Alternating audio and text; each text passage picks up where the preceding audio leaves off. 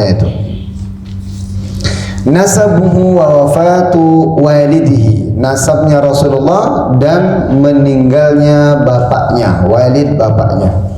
Waliduhu, siapa bapaknya Rasulullah? Abdullah ibnu Abdul Muttalib ibni Hashim ibni Abdi Manaf ibni Qusay bin Kilab, dan seterusnya nyambung kepada Nabi Ismail, nyambung kepada Nabi Ibrahim alaihissalam. Yang jelas nama bapaknya adalah Abdullah. Abdullah itu 10 bersaudara, di antara anak-anaknya kakeknya yaitu Abdul Muttalib punya anak 10. Salah satunya adalah Abdullah, dan Abdullah ini merupakan anak emasnya Abdul Muttalib.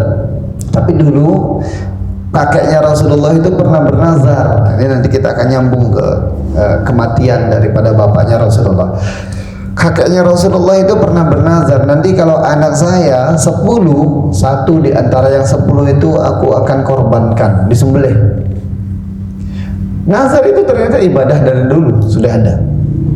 Dan betul, rupanya anaknya Abdul Muttalib berjumlah 10 orang. Sehingga Abdul Muttalib, kakeknya Rasulullah, ia berniat untuk menazarkan, berniat untuk menyembelih atau berniat untuk mengorbankan salah satu anaknya. Akhirnya dikocok namanya. Tulis nama 10 itu kemudian dikocok, yang keluar namanya Abdullah. Orang-orang Quraisy semuanya karena cinta kepada Abdullah, mereka semuanya tak setuju. Wah, jangan Abdullah, coba dikocok lagi, dicari lagi nama yang lain. Terus seperti itu sampai 3 kali, tetap yang keluar adalah nama Abdullah. Dan semua orang Quraisy tidak setuju dengan keluarnya nama Abdullah itu. Akhirnya orang Quraisy dan juga pamannya dan juga kakeknya Abdul Muttalib tadi bersepakat, bagaimana kalau namanya itu kita ganti, jangan namanya Abdullah dengan saudara-saudaranya, tapi nama Abdullah dengan nama seekor unta. Kalau yang keluar untuk 10 unta, mohon maaf 10 unta. Kalau yang keluar itu 10 unta, berarti 10 unta itu akan dikorbankan. Tapi terus nanti akhirnya 2 nama itu dikocok, yang keluar masih Abdullah. Wah, Abdullah ini 10 unta. Dikocok lagi, keluar lagi Abdullah sampai 10 kali. Sehingga jumlah untanya itu kalau yang keluarnya Abdullah berarti harus diganti dengan 10 unta. Jadi 10 kali dikocok, yang keluar namanya Abdullah terus. Sampai terakhir keluarlah nama Abdullah, sehingga Abdul Muttalib harus menyembelih 100 ekor unta. Tapi setelah itu juga rupanya bapaknya Rasulullah ini tidak berumur panjang. Beliau menikah di umur 17 tahun. Tapi kalian gak usah bingung, waduh saya sudah telat ini. Zaman dulu umur 17 tahun sudah menikah, kemudian umur 18 beliau meninggal dunia. Kita baca lagi. Wa ummuhu Aminah bintu Wahbin. Nama ibunya Rasulullah Aminah bintu Wahbin bin Abdi Manaf. Abdi Manaf beda ini, bukan Abdi Manaf yang pertama tadi. Ibnu Zuhra, Ibnu Kilab. Nah, Kilabnya ini sama. Maka dikatakan di poin yang ketiganya ini, fatajtami'u ummuhu ma'a walidihi, berkumpul antara ibu dan bapaknya, jalur nasabnya itu, fi jaddihi al-khamis, pada kakeknya yang kelima. Abdul Muttalib, Hashim, Abdi Manaf, Qusay, Kilab. Kakeknya yang kelima bertemu keturunannya, antara bapak sama ibunya ini nyatu. Tuh. Jaddihi al-khamis wa huwa Kilab. Walaqad tuwfiya waliduhu wa huwa fi batni ummihi, dan sudah meninggal dunia bapaknya Rasulullah, wa huwa, sedangkan Rasulullah fi batni ummihi, dalam keadaan atau masih dikandung ibunya, di perut ibunya. Rasulullah ditinggal bapaknya itu kapan? Ketika ibunya masih hamil beliau. Wa umruhu 18 sanatan, meninggal dunia dalam umur yang berapa? 18 tahun. Bapaknya Rasulullah meninggal dunia umurnya 18 tahun. Wa dufina bil Madinah, kemudian dikuburkan di kota Madinah. Wa lam yatruk syai'an minal mal, dan tidak meninggalkan sedikit pun harta. Inilah di mana nantinya ketika kabilah-kabilah luar Arab itu mencari anak sesusuan, seorang anak bernama Muhammad itu ditinggalkan, tidak ada yang mau yang ambil. Kenapa? Karena bapaknya sudah meninggal dunia, tidak meninggalkan sepeser uang pun. Sedangkan orang yang mau menyusui harus ada upahnya. Jadi Rasulullah ditinggal, tidak ada yang mau ngambil. Kecuali sampai nanti di akhirnya akan diambil oleh Halimah As-Sa'diyah. Itu pun karena terpaksa, mau bagaimana lagi? Nggak ada lagi anak. Kak Zalina, boleh ambil kitabnya, itu Ustazah juga. Ini kitabnya taruh di sini aja barangkali. Ya lewat sana boleh. Nanti lewat sini nggak apa juga. Biar masuk YouTube dulu. Kebetulan nanti harus dibalik saja ya di sana ya. Kaminya di sana biar yang baru masuk langsung duduk kan. Silakan. Mau terbang boleh juga. Iya silakan. Nanti besok kita atur posisi aja di sana. Tapi biarin aja Bapak tulis di sini, kita di sana aja ininya. Kami duduknya di sana biar yang masuk langsung duduk. Kitabnya taruh di sini aja Kak, barangkali ada yang baru masuk. Walam yatruk syai'an walam yatruk lahu ya. Walam yatruk lahu syai'an minal mal. Bapaknya tidak meninggalkan sedikit pun untuknya, lahu untuk Rasulullah, sesuatu pun dari harta. Ini betul-betul anak yatim yang tidak memiliki, yang anak yatim tidak punya. Itu Rasulullah sallallahu alaihi wasallam. Yang ketiga sekarang wiladatuhu wa radha'atuhu, kelahiran Rasulullah. Masyaallah. Kelahiran Rasulullah dan radha'atuhu, disusui. Penyusuan Rasulullah sallallahu alaihi wasallam. Wulida sallallahu alaihi wasallam bi Makkah yaumal itsnaini. Rasulullah dilahirkan di Makkah pada hari Senin. As-sani asyara min Rabi'il Awal. Pada 12 Rabiul Awal. Amal fil, tahun dinamakan tahun itu tahun gajah. Dulu belum ada bilangan tahun. Dulu hitungan tahunnya itu sesuai dengan kejadian besar pada tahun itu. Apa tahun itu kejadian besarnya?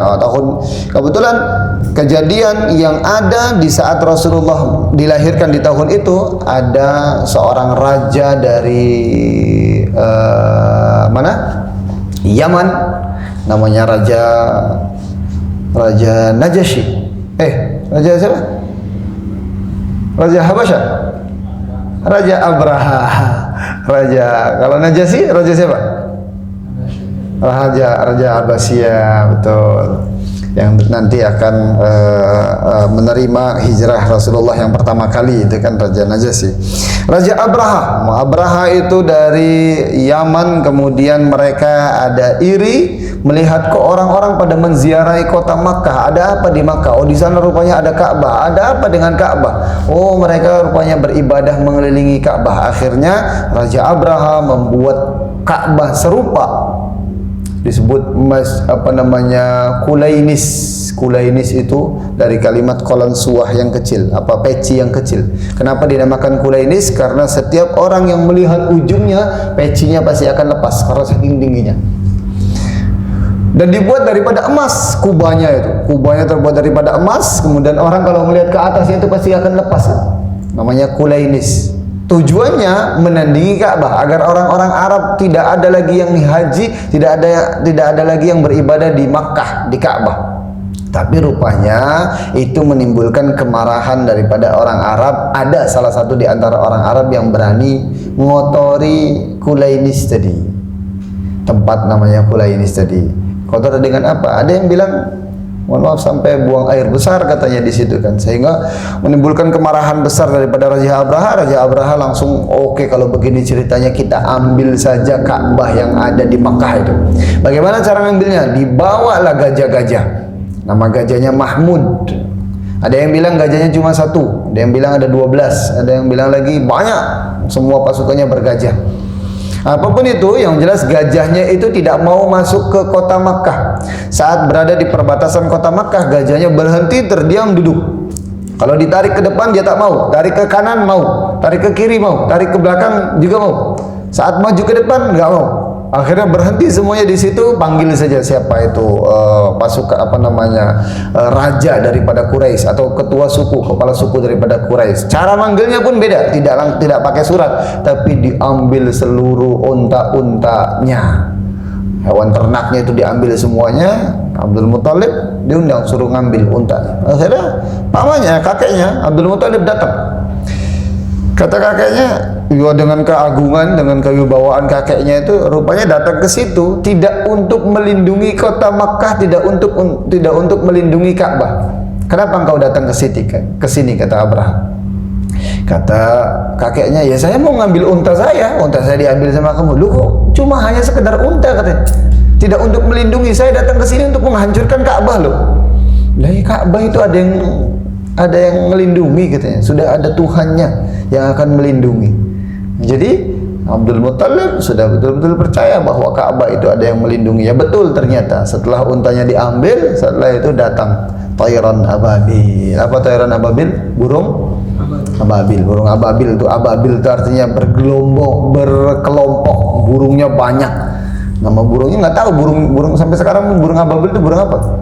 Entah burung gereja atau burung masjid. Jelas itu burung kecil-kecil tapi membawa lahar-lahar yang disebut sijil itu kan daripada api neraka itu, tapi ada yang bilang itu adalah lahar-lahar panas sehingga dijatuhkan itu gajah-gajah dengan batu-batu kerikil itu, sehingga apa saja yang mengenai anggota tubuh dari gajah itu dan pasukan itu langsung patah itu. Kalau kena kepalanya langsung pecah, langsung terbelah karena saking panasnya itu. Faja'alahum ka'asfim ma'kul, kami jadikannya sebagai seperti daun yang digerigiti, saking panasnya. Itu dia.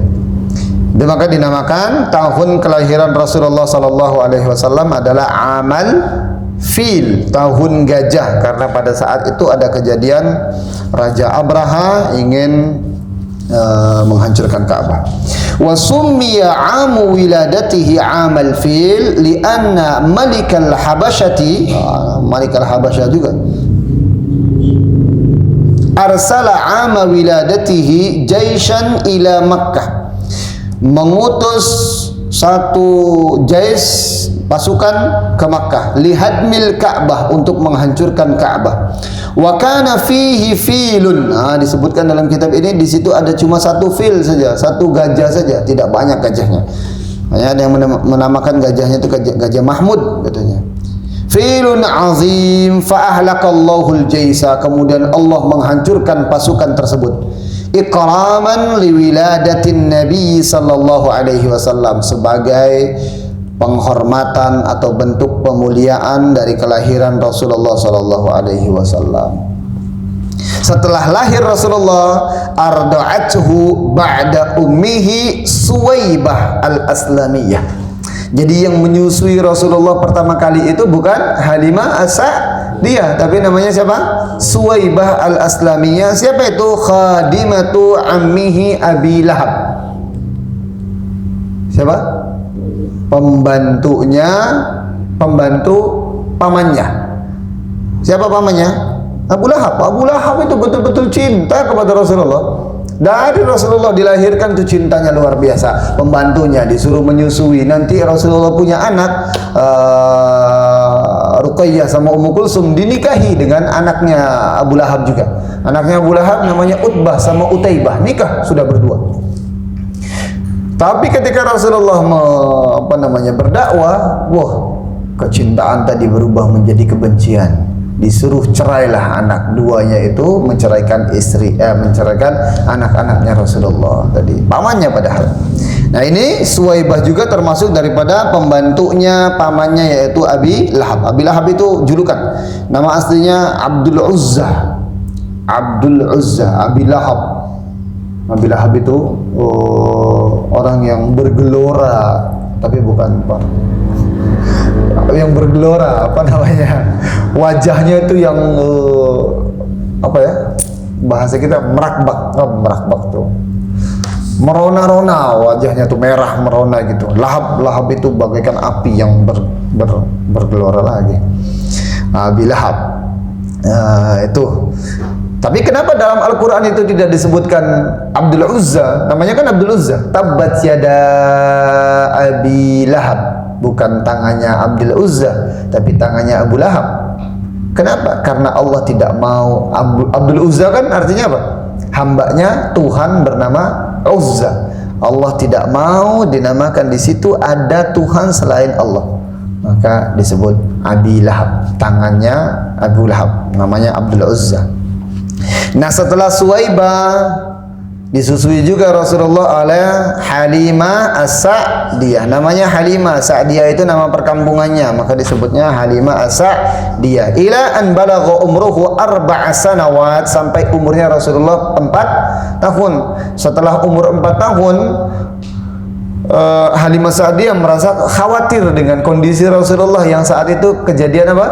Dibelah dadanya Rasulullah. Saat apa dibelah dadanya Rasulullah? Lagi main bersama kawan-kawannya, lagi main juga bersama anak-anak sesusuannya.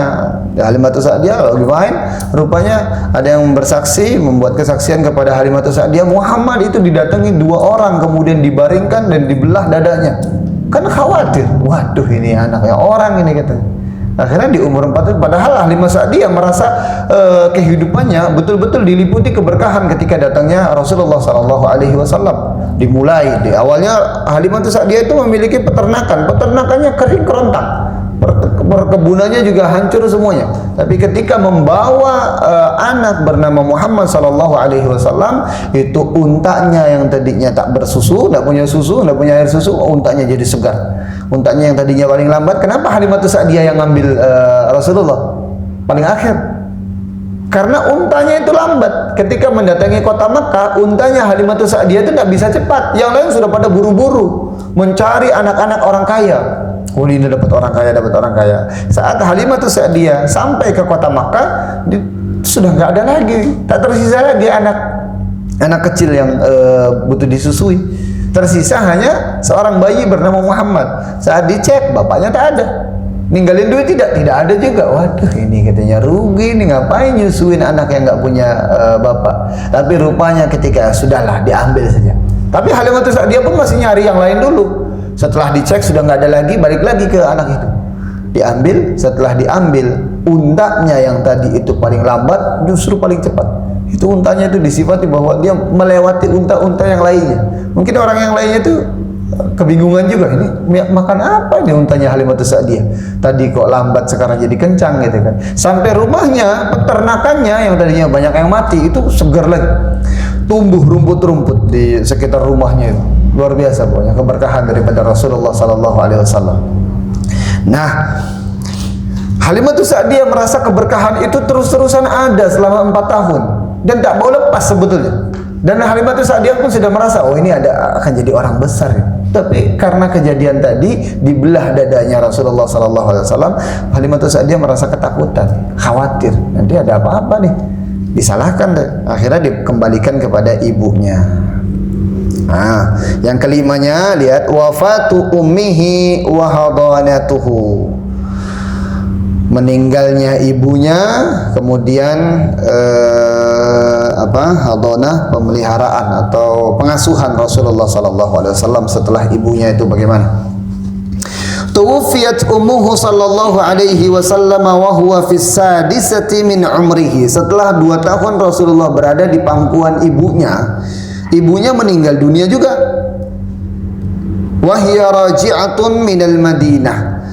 Dia dalam keadaan pulang dari Madinah, kota Madinah. Jadi ibunya Rasulullah pergi bersama Suwaibah. Suwaibah itu orang tua, udah tua. Kemudian sama Rasulullah ziarah kota Madinah untuk apa? Menziarahi bapaknya. Bapaknya meninggal di mana? Di Madinah. Nah, dalam perjalanan pulang sampai suatu daerah namanya Abwa, ibunya pun sakit kemudian meninggal dunia. Dalam kondisi Rasulullah umurnya berapa? 6 tahun.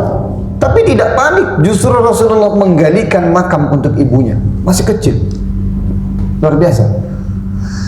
Jadi waktu itu ibunya pulang daripada kota Madinah. Waqad zahabat ilal Madinah, ibunya itu pergi ke kota Madinah li ziyarati qabri abihi, untuk menziarahi kuburan bapaknya. Wa ma'aha jadduhu Abdul Muttalib. Oh, di sini disebutkan bersamanya ada paman kakeknya juga. Kalau di sebuah riwayat dikatakan yang pergi itu tidak bisa baca dan tulis. Makanya dikatakan adabani rabbi fa ahsana ta'dibi. Yang mengasuhku, yang memberikan pelajaran kepadaku adalah Allah langsung. Maka aku mendapatkan sebaik-baiknya pengajaran. Karena orang itu dididik itu kan mendapatkan karakter itu dari mana? Pertama dari buku bacaannya, kedua dari kawan-kawannya, ketiga dari orang tuanya, keturunan daripada orang tua, yang keempat dari lingkungannya. Rasulullah SAW pertama buku bacaan Rasulullah tak bisa baca. Dan tidak bisa bacanya Rasulullah itu merupakan syarafun lahu, merupakan kemuliaan bagi Rasulullah. Berbeda dengan kita kalau tidak bisa baca, kita jadi tidak mulia, hina aja justru. Tapi Rasulullah tidak bisa baca, itu justru menjadi kemuliaan bagi beliau. Kenapa bisa seperti itu? Karena zamannya Rasulullah justru yang tidak bisa baca kemudian dia mampu bersyair itu luar biasa. Ini orang nggak bisa baca tapi syairnya kok mantap. Karena kalau seseorang bisa baca berarti dia sudah membaca syair-syair yang lain, terekam dalam benaknya. Tapi ini tidak, melihat satu kondisi kemudian dia bersyair, oh itu hebat. Nah, ini Rasulullah SAW tidak bisa baca kemudian datang kepadanya Al-Quran yang luar biasa itu, maka Masya Allah luar biasa sekali ini. Tak bisa baca, ibu bapaknya sudah meninggal dunia, kemudian juga perkampungannya Rasulullah pergi ke kota ke perkampungan mana tadi? Sa'diyah ya, Bani Sa'diyah. Itu kenapa Rasulullah disusui di perkampungan Sa'diyah? Pertama, adatnya mereka itu agar terhindar anak-anaknya daripada penyakit-penyakit kota. Dulu kami berpikir, emang ada polusi apa di kota Makkah? Kok sehingga orang-orang bayi-bayi, anak-anak kecil Makkah itu pada disusukan semuanya? Kendaraan belum ada gitu kan. Rupanya orang-orang Makkah itu sering sekali membuat sesajen, dan sesajennya itu berupa yaitu tadi bangkai sapi atau kambing disembelih kemudian diletakkan begitu saja sampai berbelatung, kemudian sampai baunya itu menyengat di seantero kota Makkah itu.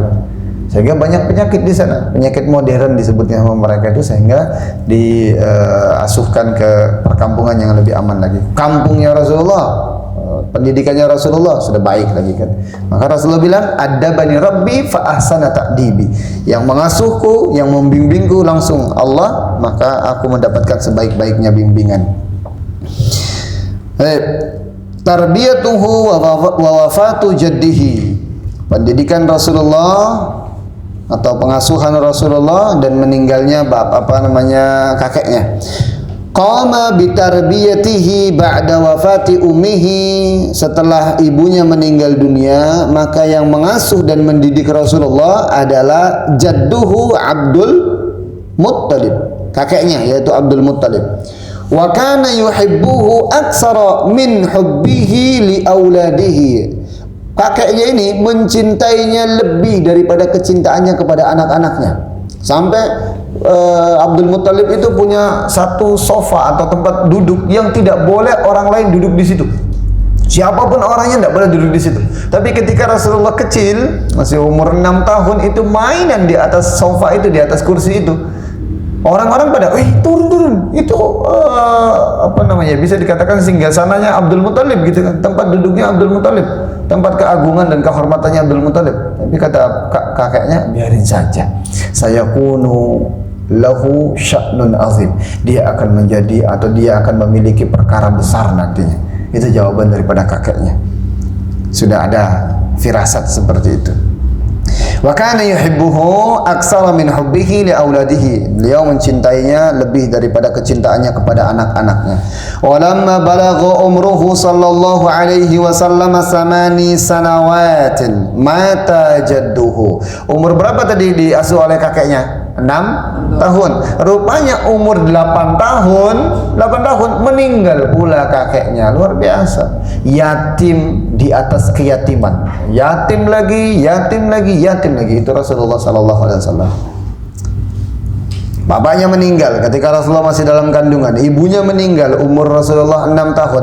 Kakeknya meninggal umur Rasulullah 8 tahun. Ba'da an kafalahu sanatain, setelah 2 tahun lamanya Rasulullah berada dalam naungan kakeknya tadi selama 2 tahun. Wa ba'da wafati jaddihi kafalahu ammuhu Abu Talib. Jadi setelah kakeknya meninggal dunia, diasuhlah Rasulullah oleh pamannya. Siapa namanya? Abu Talib. Wa kana faqiran. Sedangkan Abu Talib itu orang fakir, miskin. Ya Allah, luar biasa pokoknya. Fawassa'allahu rizqah. Tapi ketika mengasuh Rasulullah, rizkinya Abu Talib menjadi luas, menjadi lapang. Ya, walaupun tetap kita menemukan bahwa Rasulullah itu di tangannya Abu Talib, Rasulullah masih menggembala kambing juga, kemudian berjualan juga. Artinya ya rezekinya cukup untuk Abu Talib saat itu. Wa kana sallallahu alaihi wasallam fi muddati kafalati ammihi, dan Rasulullah ketika dalam asuhan pamannya qani'an bima qasamahullah, puas atau qanaah, merasa cukup dengan apa yang Allah bagi, wa yassarahu lahu, yang Allah mudahkan baginya. Jadi tidak banyak mintanya. Sebetulnya anak umuran segitu kan udah lagi banyak pengennya kan. Ya Yupi, ya ini segala macam. Yupi zaman dulu. Jadi banyak pengennya anak segitu kan, tapi zamannya Rasulullah, ya Rasulullah sendiri melihat kondisi pamannya sedemikian miskin, Rasulullah qani'an, puas sajalah, merasa terima dengan apa yang Allah berikan kepadanya. Nah itu yang kelima. Sekarang yang keenam, cepat saja kita mau menghabiskan kitab ini dalam 1 bulan, luar biasa, dalam 4 kali pertemuan. Ra'yuhu al-ghanama wa safaratuhu al-ula ila Syam. Ra'yuhu al-ghanam, menggembala kambing, pengembalaan kambing. Dan perjalanan yang pertama Rasulullah ke negeri Syam. Ini luar biasa. Rasulullah diperjalankan ke negeri Syam agar Rasulullah wawasannya terbuka, sehingga Rasulullah nanti ketika dijanjikan bahwa agama kita ini sampai nanti akan sampai ke Syam dan ke Persia, tidak hanya omong kosong saja, bahwa Rasulullah sudah mengetahui, oh Syam itu seperti ini loh, dan agama kita ini pasti akan sampai ke sana. Nah, itu luar biasanya Allah Subhanahu wa taala skenario-nya. Kana sallallahu alaihi wasallam fi sigharihi yar'a al-ghanam li ahli Makkah bi ujratin ya'ishu minha. Karena pamannya itu termasuk orang yang miskin tadi, Rasulullah dalam keadaan kecilnya yar'a, menggembala kambing penduduk kota Makkah bi ujratin ya'ishu minha, untuk sekedar hidup dari ujrah atau apa namanya, upah daripada menggembala kambing. Dan semua nabi-nabi itu menggembala kambing. Semua nabi itu profesinya waktu kecilnya adalah menggembala kambing. Nah, Rasulullah pun menggembala kambing. Dalam sebuah kisah itu, sebuah riwayat itu, pernah Rasulullah tertarik dengan talunan-talunan musik yang kemudian dalam pestanya itu banyak, mohon maaf, wanita-wanita yang telanjang kemudian menari-nari, sedang dalam keadaan Rasulullah menggembala kambing. Kemudian Rasulullah bertanya kepada kawannya, itu suara apa itu di tengah-tengah kota Makkah itu? Kata kawannya, oh itu ada pesta di sana. Di sana ada musik, kemudian ada wanita-wanita yang menari-nari dan lain sebagainya, orang pada minum khamr dan lain sebagainya. Rasulullah penasaran saya. Akhirnya Rasulullah melangkahkan kakinya, baru 2 langkah, langkah ketiganya Rasulullah ngantuk dan tertidur.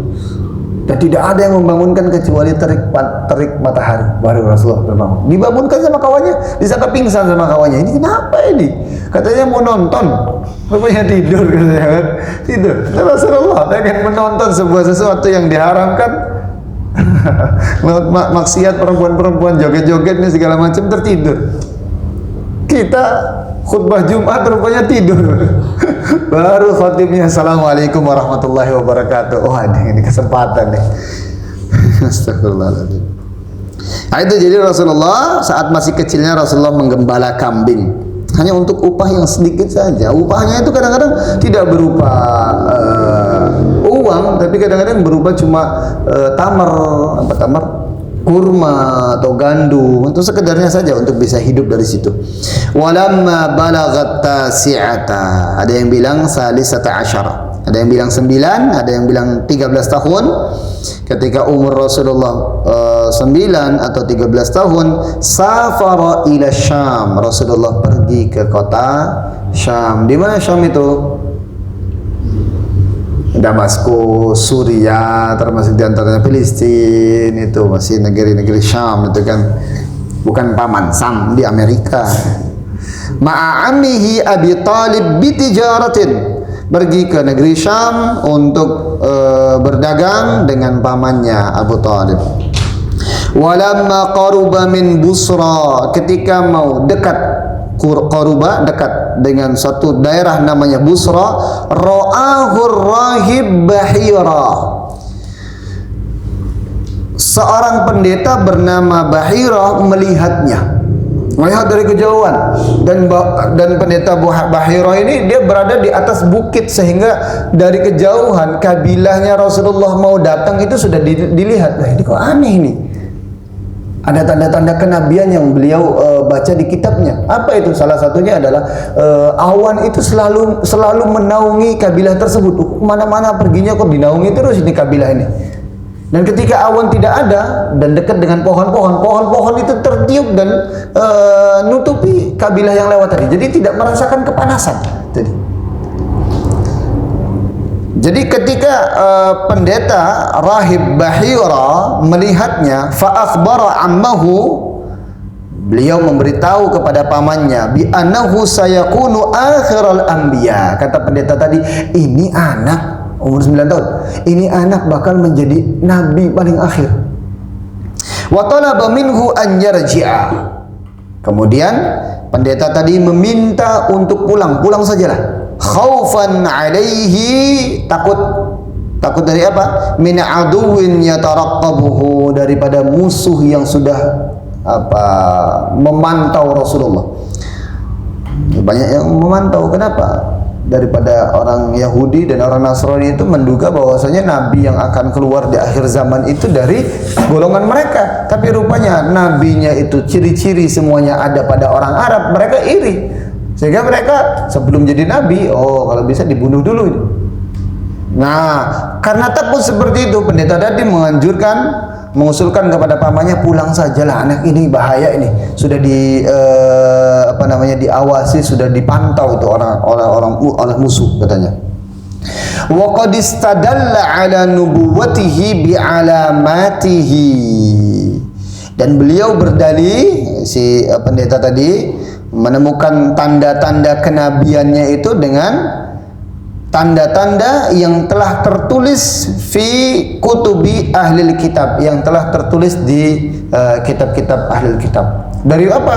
Dari tadi pertama kelompok itu atau kabilah itu selalu dinaungi oleh awan yang meneduhkan, sehingga ada sebuah riwayat itu dikatakan bahwa Rasulullah itu tidak memiliki bayangan. Kata sering sekali awan itu menaungi Rasulullah, bukan karena Rasulullah tidak memiliki bayangan. Curiga juga kita kalau nggak memiliki bayangan kan. Tapi ini tidak, karena memang awan itu sering menaungi Rasulullah, sehingga Rasulullah dalam keadaan sejuk terus, bingung, nggak ada bekas bayangan Rasulullah itu, karena memang di atasnya awan terus.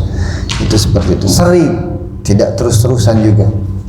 Pertama itu. Kedua, ketika kabilah tersebut atau rombongan dagang tadi duduk beristirahat, rahib Bahira mendatangi rombongan tadi dan ditanya-tanya, ini siapa bapaknya anak ini? Langsung menunjuk kepada Rasulullah tadi, siapa bapaknya anak ini?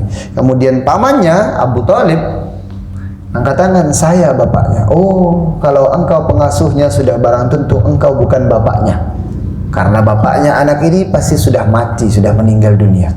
Itu sudah ditulis semuanya dalam kitabku, katanya. Engkau pasti pamannya yang mengasuhnya, dan itu sudah ada juga. Baru kemudian ketika Rasulullah hendak berdiri, baju Rasulullah itu nyangkut di sebuah ranting pohon sampai terbuka belakangnya atau punggungnya Rasulullah, dan nampaklah cincin kenabian, bulu-bulu harus berbentuk lingkaran, indah, bagus.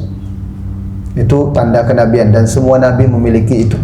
Coba dicek, ada bulu kenabian tak? Safar ada tak bulu kenabian?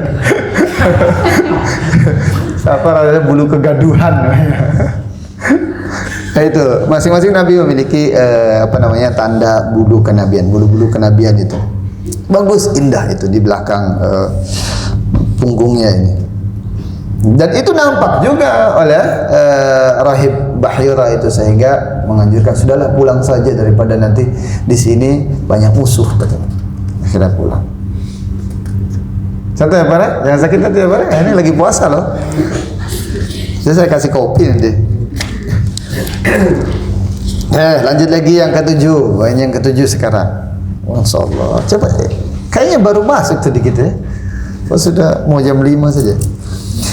Safratuhu tsaniyah ila Syam. Ini perjalanan Rasulullah yang kedua kali. Kalau tadi itu masih anak kecil, tidak mengerti Syam itu bagaimana. Ini yang kedua kalinya Rasulullah pergi ke negeri Syam. Fil khamisati wal 20 min umrihi sallallahu alaihi wasallam safar ila Syam marratan tsaniyatan. Pada umurnya Rasulullah yang ke-25, Rasulullah pergi lagi yang kedua kali untuk ke negeri Syam. Fi tijaratin li sayyidati Khadijah, dalam perniagaan atau bisnisnya Sayyidah Khadijah. Umurnya Rasulullah berapa? 25. Wa kanat, dan Khadijah zata syarafin wa malin. Beliau termasuk orang yang memiliki kemuliaan, kewibawaan dan juga harta. Khadijah orang kaya. Tastajirur rijala fi maliha. Khadijah juga sering tastajir, meminta para laki-laki untuk berjualan di dengan membawa hartanya. Mempekerjakan para laki-laki untuk berjualan dengan hartanya tadi. Wa qad ikhtarathu li hadzal amal, dan Sayyidah Khadijah memilih Rasulullah di antara laki-laki yang lain untuk pekerjaan ini, untuk bisnisnya Khadijah, li annaha, karena beliau sami'at bisidqihi, sudah mendengarkan bagaimana kejujuran, wa amanatihi, dan amanahnya, wa akhlaqihi asyarifah, dan akhlaknya Rasulullah saat masih muda. Luar biasa. Masih muda, akhlaknya mantap, luar biasa. Sampai Allah pun takjub dengan anak muda yang tidak memiliki sabwah, katanya kan. Innallaha la'ajab minasyab laisa lahu sabwah. Allah itu takjub kepada anak muda yang tidak biasa. Yang biasanya anak muda ngabuburit, mainan sarung, perang sarung. Nah, ini anak muda rupanya ngabuburit di markas Al-Fajr untuk belajar Khulasah Nurul Yakin. Ini merupakan anak muda yang menakjubkan Allah. Allah kagum dengan kita semuanya. Mudah-mudahan kita istiqomah sampai tua nanti ya. Nah, ini Rasulullah dengan umurnya masih belia, 25 tahun umur Rasulullah. Siapa di sini 25 tahun? Sabaruddin 17. Coba sisanya.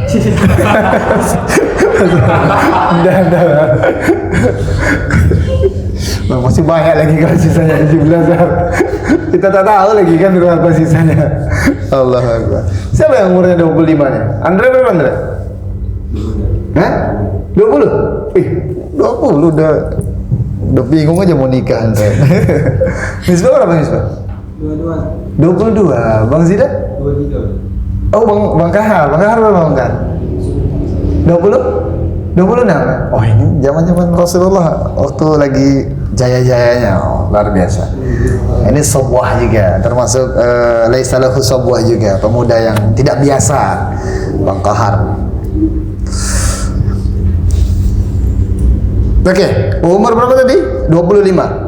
Wa kana ma'ahu khadimuha Maisarah. Kemudian Rasulullah pergi ke negeri Syam itu dengan pembantu laki-lakinya Khadijah, namanya Maisarah. Jadi Maisarah itu bukan pembantu perempuan. Dulu memang waktu di pondok itu, ini Rasulullah kok jualan sama perempuan, namanya Maisarah kan, karena kita taunya Maisarah ya perempuan. Rupanya Maisarah ini nama laki-laki. Nah, pembantunya Khadijah namanya Maisarah. Faba'a wabta'a wa raja'a bi ribhin azim. Kemudian mereka menjual dan juga membeli. Wa raja'a, kemudian mereka pulang bi ribhin azim, dengan keuntungan yang luar biasa. Untung. Dengan kejujuran Rasulullah tadi membawa keuntungan yang luar biasa besar. Itu.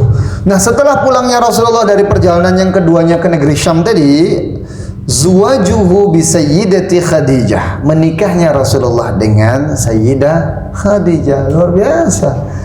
Habis dapat untung besar, habis itu nikah. Wa ba'da ruju'ihi bi syahraini min safaratihi tsaniyah. Setelah 2 bulan dari perjalanannya tadi, pulang 2 bulan, tazawwaja bi sayyidati Khadijah, menikahlah Rasulullah dengan Sayyidah Khadijah. Wa hiya allati khatabathu, itu Sayyidah Khadijah yang melamar Rasulullah sallallahu alaihi wasallam. Maharnya berapa? 100 unta. Dari mana itu 100 unta Rasulullah? Udah menjadi luar biasa saudagar kaya Rasulullah saat umurnya segitu kan. Kita nikah hutang. Allah Akbar. Mudah-mudahan Allah permudah kita semuanya untuk mendapat pasangan. Setelah 2 bulan tadi, kemudian nikah dengan Sayyidah Khadijah. Wahiyallati khatabathu, itu Khadijah yang melamar Rasulullah sallallahu alaihi wasallam. Iya dong. Mana ini langka, ini katanya ada laki langka ini. Akhirnya Sayyidah Khadijah. Wa kana umruha, saat itu umurnya beliau, umurnya Sayyidah Khadijah 40 sanah, 40 tahun. Wa umruhu sallallahu alaihi wasallam 25 sanah, sedangkan umurnya Rasulullah saat itu umurnya berapa? 25. Jadi bedanya 15 tahun. Wa kana qablahu, Rasulullah menikah umur 25. Jadi Bang Kahar mau ngikut Rasulullah atau mau ikut Ustaz Fajar? Kami 27, sabar ya Bang Kahar. 25 sanah, 25 Rasulullah menikah. Wa kanat qablahu mutazawwijatan bi Abi Halah. Sebelumnya Sayyidah Khadijah ini menikah dengan seorang laki-laki namanya Abi Halah. Wa qad mata wa lahu waladun ismuhu minha ismuhu Halah, seorang punya anak juga dari Sayyidah Khadijah itu, nama anaknya Halah juga. Bapaknya Halah, anaknya Halah. Jangan aneh, orang Arab biasanya gitu kan, nama bapaknya Umar, anaknya Umar, cucunya Umar. Jadi Umar bin Umar bin Umar, wah panjang. Itu waqad aqamat ma'ar rasuli 25 wa lam yatazawwaj ghayraha hatta tuwfiyat. Rasulullah menikah dengan Sayyidah Khadijah, berumah tangga selama 25 tahun lamanya dan tidak menikah dengan perempuan lain sampai Sayyidah Khadijah meninggal dunia. Sayyidah Khadijah meninggal dunia pun Rasulullah tidak langsung menikah, itu pun dibujuk kan. Setelah dibujuk-bujuk, nikahlah Rasulullah. Jadi memang setia betul Rasulullah sallallahu alaihi wasallam dengan Sayyidah Khadijah, karena Sayyidah Khadijah luar biasa setia banget kan dengan Rasulullah. Sampai sebelum meninggalnya Sayyidah Khadijah mengatakan bahwa Rasul, aku sudah mengeluarkan segitu banyak hartaku untuk perjuanganmu di jalan Allah Subhanahu wa taala. Maka nanti kalau setelah aku meninggal dunia dan engkau masih membutuhkan dana untuk berdakwah, silakan gali kuburanku dan jual tulang belulangku. Luar biasanya Sayyidah Khadijah. Makanya tidak aneh ketika Rasulullah itu masih sering menyebutkan Khadijah dan Khadijah di hadapan istri-istrinya kan. Bahkan ketika ada seorang perempuan sepupunya Khadijah mengetok pintu, Rasulullah langsung kaget, "Ih Khadijah." Di hadapan Sayyidah Aisyah. Cemburu ya biasa. Rupanya sepupunya kan. Karena kata Rasulullah, saat orang-orang meninggalkanku Sayyidah Khadijah mendatangiku. Saat orang-orang mendustakanku Sayyidah Khadijah mempercayaiku. Itu luar biasa. Oke, lanjut lagi sampai nomor 10 gitu ya. Aduh, dikit lagi guys. Wa hukmuhu baina Quraisy fi wad'il hajaril aswad. Kebijaksanaan Rasulullah dan cara Rasulullah menghukumi atau memberikan keputusan di antara orang-orang Quraisy ketika peletakan Hajar Aswad. Fil khamisati wasalasin, ketika umur Rasulullah 35 min umrihi, hadamat Quraisyun al-Ka'bah wajaddadat bina'aha.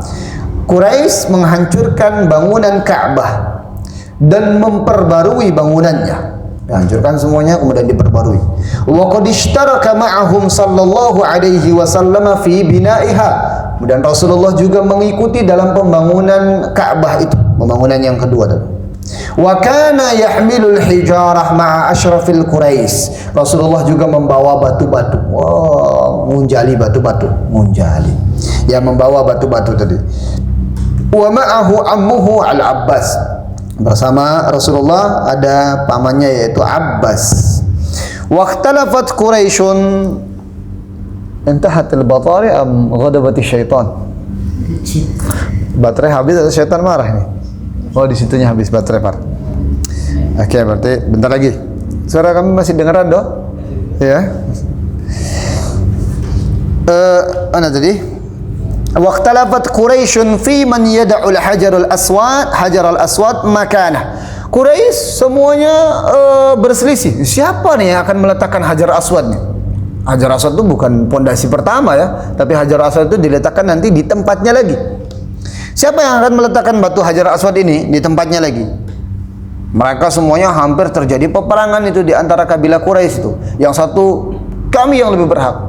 Satunya lagi bilang kami yang lebih berhak. Hampir-hampir terjadi peperangan di antara mereka. Summa tafaqu ala an yakuna al-hakamu awwala dakhilin minal masjid. Kemudian mereka semuanya sepakat, okelah kalau begitu yang menjadi wasit atau yang menjadi hakim atau yang akan membawa Hajar Aswad ini ke tempatnya semula adalah orang yang pertama kali masuk masjid hari ini. Dan saat itu qadarullah, Allah berkehendak orang yang pertama kali datang ke masjid saat itu adalah Rasulullah sallallahu alaihi wasallam. Awwala dakhilin minal masjid, orang yang pertama kali masuk ke masjid. Wa kana awwala dakhilin Rasulullah sallallahu alaihi wasallam. Wa farihat Quraisy. Kemudian Quraisy semuanya senang. Alhamdulillah. Orang ini, kalau orang ini yang menjadi hakim, udahlah kita ridho semuanya. Faqalu radina bil amin. Kami ridho dengan si Amin yang yang terpercaya ini.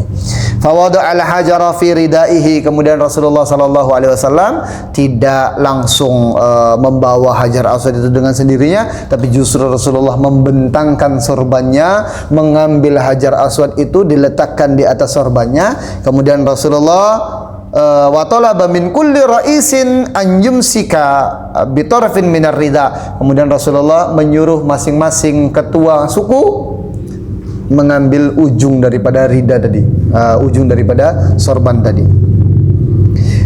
Untuk summa amarahum biraf'ihi, kemudian mengangkat, falamma wasalu bihi ila maudhi'ihi, kemudian ketika sampai di dekat Hajar Aswad, Rasulullah sendiri yang mengambil batunya dan meletakkannya dengan tangan yang mulianya. Wa wada'ahu biyadihi asyarifah fazalal khilaf bihukmihi. Hilanglah keraguan daripada orang Quraisy tadi, hilanglah perpecahan daripada kaum Quraisy tadi. Wa ta'ajjabat Quraisyun min quwwati fikrihi, dan orang Quraisy semuanya takjub dengan kekuatan pikiran Rasulullah sallallahu alaihi wasallam. Dewasa betul Rasulullah. Tidak terpikirkan itu seperti itu kan. Kita juga bingung nanti.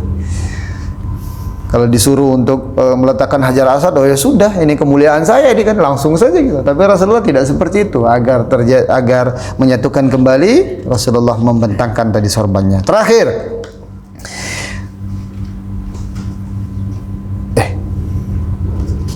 oh ini pembahasan pas. Nas'atuhu sallallahu alaihi wasallam ishtahara sallallahu alaihi nas'atuhu, tumbuhnya Rasulullah sallallahu alaihi wasallam pertumbuhan. Istahara Rasulullah sallallahu alaihi wasallam baina qaumihi bi jami'il khisalil mahmudah. Rasulullah terkenal di antara kaumnya itu dengan sifat-sifat yang terpuji. Khisal, sifat-sifat al-mahmudah yang terpuji. Kasidqi, seperti jujur. Al-amana, amanah. Wal hilmi, lemah lembut. Wal haya, pemalu. Wa tawadu', orangnya rendah hati.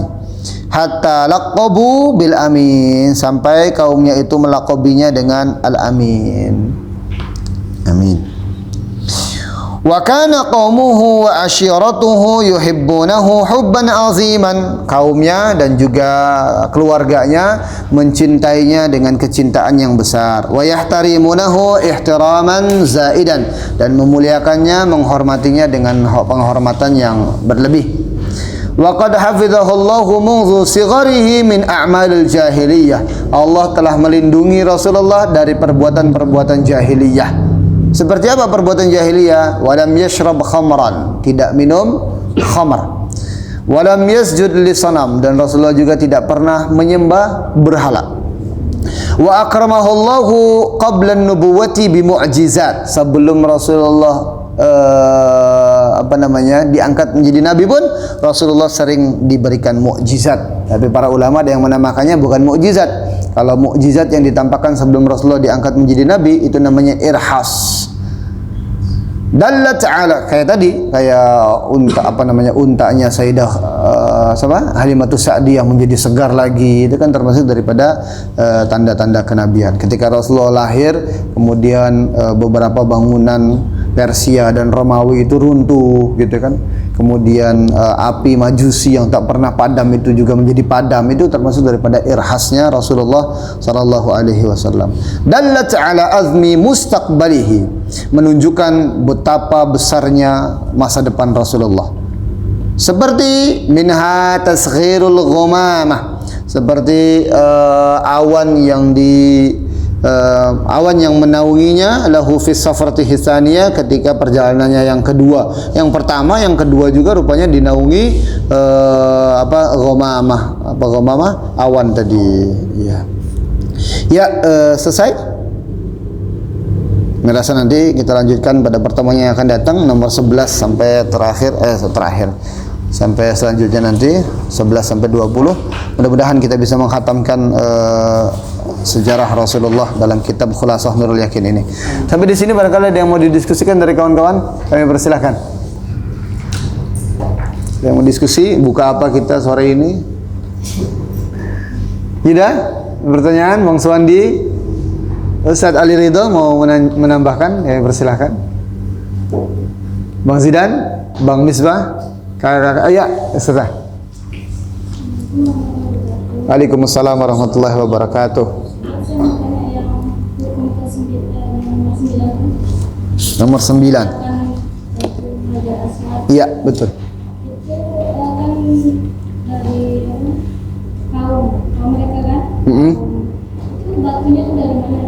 Oke. Batu Hajar Aswad itu sudah ada ketika Nabi Ibrahim alaihissalam membangun Hajar Aswad. Ada yang meriwayatkan bahwa batu itu merupakan batu daripada surga dan ditemukan oleh Nabi Ibrahim alaihissalam. Kemudian batu itu tetap ada di Ka'bah dan orang-orang mempercayainya bahwa itu merupakan batu daripada surga. Tapi yang jelas batu itu merupakan batu yang spesial dan tidak ada lagi batu selain daripada Hajar Aswad itu. Di permukaan bumi ini batu yang semisal daripada Hajar Aswad cuma itu satu-satunya saja. Yang kemudian pernah katanya Ka'bah itu batu Hajar Aswadnya itu dicuri, dan sekarang itu yang kita temukan Hajar Aswad sekarang itu dia bukan Hajar Aswad yang besar itu.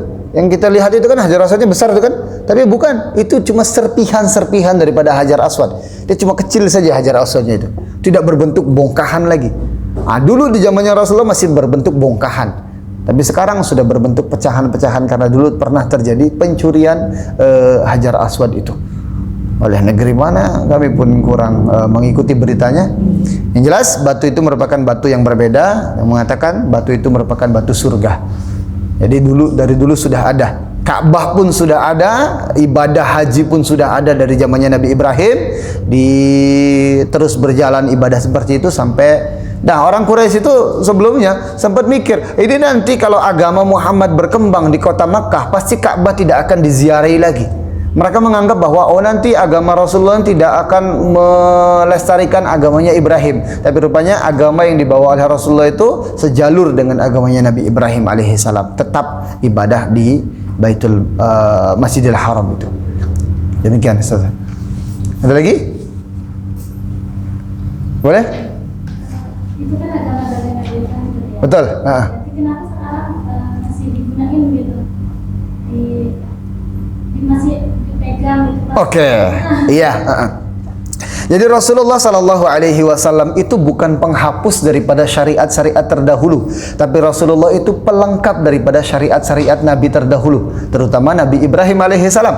Dan Nabi-Nabi semuanya dakwanya adalah la ilaha illallah.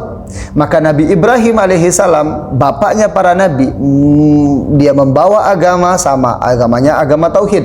Kemudian salah satu ajarannya ada tawaf, sa'i, itu agama Nabi Ibrahim alaihissalam. Amal ibadahnya Nabi Ibrahim alaihissalam. Kemudian dilestarikan oleh Rasulullah sallallahu alaihi wasallam. Artinya Rasulullah itu bukan sekedar penghapus daripada agama-agama terdahulu, tapi Rasulullah pelengkap. Yang ini kayak puasa ini. Puasa kita ini apa cuma umat Rasulullah saja yang diwajibkan? Tidak. Dari zaman dulu pun sudah ada namanya puasa itu. Diadakan lagi di zaman Nabi Muhammad SAW. Begitupun budaya-budaya yang lain yang termasuk daripada agama dan ajaran nabi-nabi terdahulu itu tidak semuanya dihapuskan oleh Rasulullah. Kisos juga termasuk di antaranya. Kisos itu kan zaman dulu kan, tapi tetap masih diadakan di zamannya Rasulullah. Jadi Rasulullah bukan penghapus, tapi Rasulullah hanya pelengkap dan penyempurna. Maksudnya seperti itu. Ada lagi? Sama-sama. Ya, Saparudin sudah angkat tangan seperti itu apa coba? Apa? Soal بالنسبة أهل الكتاب. Naam. لماذا يسمى بحيرة؟ لماذا نعم. يسميه Bahira, rahib. بأهل الكتاب؟ أيوة، أنه من أهل الكتاب، أنه من اليهود، وقيل أنه من نصرانية. Al-Muhim, dia termasuk daripada ahli kitab. Dan ahli kitab itu sudah mengetahui karakter dan sifat nabi yang akan diutus nanti. Di dalam kitab-kitab mereka, redaksi tentang nama nabinya itu siapa, nabinya itu keluar dari mana, itu sudah ada semuanya itu. Dan ketika pendeta itu sudah membaca kitabnya, melihat ada kok hawa-hawanya ini, bentuk-bentuknya ini zaman di mana nabi terakhir akan muncul. Rupanya betul ada sesosok orang yang dia lihat dan dia lihat sesuai dengan apa yang beliau baca. Jadi beliau mengetahui itu dari bacaan kitab-kitab mereka. وذلك الكتاب الإنجيل. Aywa, kitab-kitab dahulu itu, Taurat itu dinamakan banyak safar-safarnya sebetulnya. Kalau sekarang itu ada hadis-hadis itu segala macam. Dulu ya kitabnya Taurat sama Injil juga. Kalau Taurat itu untuk Nabi Musa alaihi salam, kalau Injil untuk Nabi Isa alaihi salam. Nah, dalam Taurat itu ada namanya safar. Nah, Safaruddin ini jangan-jangan itu juga.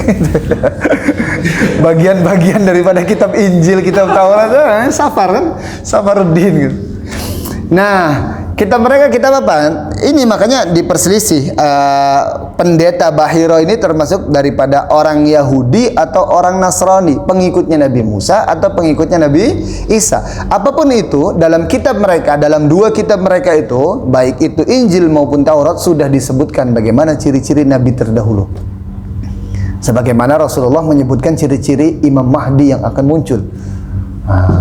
Dalam hadis tapi tidak dalam Al-Quran. Begitu, bos. Oke? Ada lagi? Bang Ridho? Cukup? Cukup. Allahumma anfa'na bima 'allamtana wa 'allimna uluman tanfa'una zidna ilman nafi'an. Jazakumullahu khairan katsiran. Terima kasih banyak. Besok kita akan belajar Aqidatul Awam insyaallah. Dan besoknya lagi kita belajar apa lagi? Fikih. Wah, terus saja seperti itu. Luar biasa lah fikih, akidahnya, hadisnya, sirahnya. Dan mudah-mudahan kita bisa meneruskan juga kajian kita ini di luar daripada bulan suci Ramadan nantinya ya. Entah kitab apa, kitab Injil atau kitab Taurat lah. Yang penting kita baca kita. Terima kasih banyak atas segala perhatiannya. Kurang dan lebihnya kami mohon maaf. Wallahul muwaffiq ila aqwamit thariq. Assalamualaikum warahmatullahi wabarakatuh. Waalaikumsalam warahmatullahi wabarakatuh.